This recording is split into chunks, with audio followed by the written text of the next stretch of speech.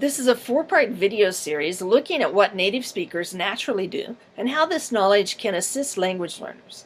The first video considered the challenge of spontaneity in conversation. This video will discuss the strategies of chaining language together, self-monitoring, conceptualization, and automaticity. Chaining and self-monitoring. Native speakers do not feel the need to respond in perfect whole sentences every time. Again, this is a way that speaking differs from writing. If a communicator responds in complete, grammatically correct sentences all the time, then the conversation feels very formal and becomes difficult to follow. Now, granted, in situations where formality is required, maybe that's what is needed. But why is it more difficult to follow complete sentence conversations? Because much of what is said is redundant. By repeating the redundancies, we make it very difficult for the listener to catch the important information. Our brain cannot handle treating all incoming information with equal significance. A good speaker will naturally not repeat what has already been said, unless, of course, they want to emphasize the importance of it. But also, native speakers tend to use an add-on or chaining together strategy.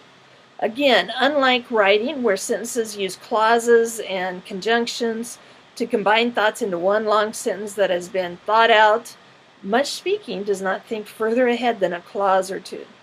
When a speaker comes to the end of a clause, if they have more they want to say, they will add it on. When a speaker this add-on strategy then means that most conversations do not proceed smoothly with transitions and connections. Information ends up being chunked or chained together. Non-native speakers can benefit from knowing this, so they don't feel pressure to speak in perfect sentences.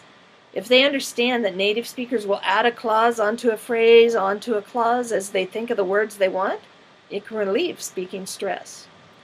The other aspect that results in bumpy conversation is that native speakers will self-monitor their speech so that they make corrections immediately. They may mispronounce a word, but will pause and then state the word correctly, continuing on with their thought. Or they may back up, like I just did, and reword longer phrases. While I have labeled these under self-monitoring, the truth is that some language repairs occur due to response from the listener, not always from just self-correction. Again, this freedom to correct is an important concept that needs to be communicated to language learners. They should feel the freedom to make modifications after they have articulated means speak, after they've articulated a thought, and not just before the articulation. Conceptualization and formulation. Well, another trick of native speakers is that they actually conceive of a story in their head before talking. To the listener, it may sound spontaneous, but in reality, the speaker has consciously or subconsciously decided what type of story it is, why they want to tell it, and how they want to organize it. By doing so, they can identify the genre of the discourse and apply appropriate organization and predetermined phrases that match the genre. This will be discussed more in the next video series about what speakers know.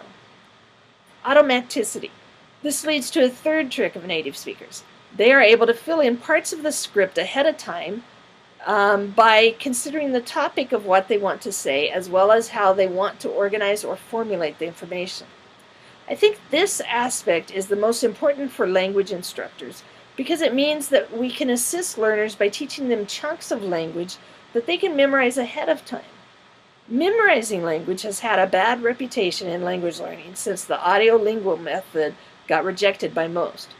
But in this case, we should realize that native speakers memorize or script chunks of language to use in specific genre discourses.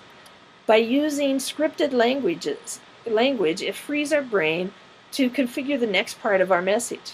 If it's useful to native speakers, consider how much more helpful it could be to non-native speakers.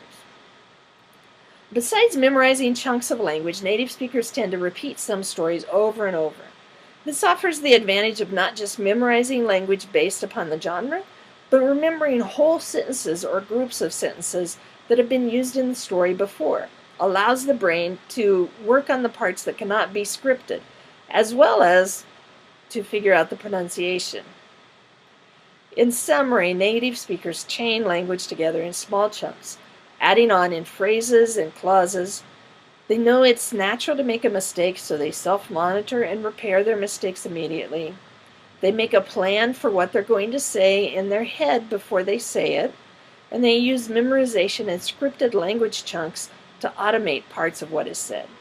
The next video will discuss the importance of pausing in communication.